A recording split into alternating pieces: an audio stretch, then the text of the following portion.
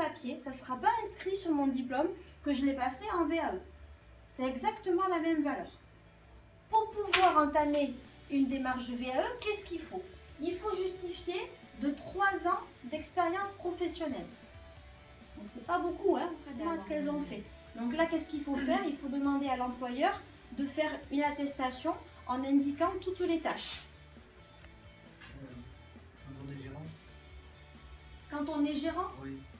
tu n'as pas de feuille de paye, donc il faut que tu te, normalement, il faut que tu auras une attestation déjà de ton entreprise.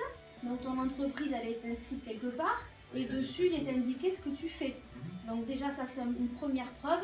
Et après, donc oui, toi c'est peut-être plus facile, hein, tu pourras te faire ta propre feuille de poste. Là.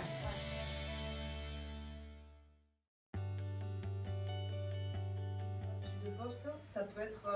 Il faut absolument les deux? Non. Le contrat, pardon. Non. Si Par exemple, moi j'ai des fiches de poste, j'ai pas des bulletins de paie, mais j'ai pas de contrat. Est-ce que mon intérêt maintenant c'est de refaire l'avenant de contrat et d'antidater Si sur ta feuille de poste, si sur ton bulletin de paye, qu'est-ce qu'il y a marqué sur ton bulletin de paye?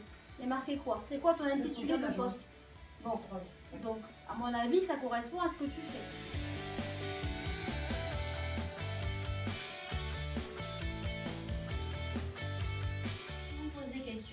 Et on s'assure voilà, encore une fois des compétences de la personne. D'accord? Donc ça peut être qu'un plus. Si on a passé à VAE, c'est soit parce que le livret 2 il n'est pas bien structuré, il ne répond pas aux attentes, j'ai besoin, et je vais reposer mon dossier de VAE. Dans les 2 ans.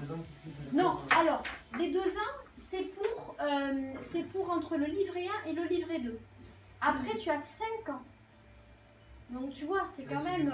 Ça laisse du temps. Tu as 5 ans à partir de la décision du jury pour faire la formation complémentaire, l'expérience complémentaire, pour après reposer ton dossier.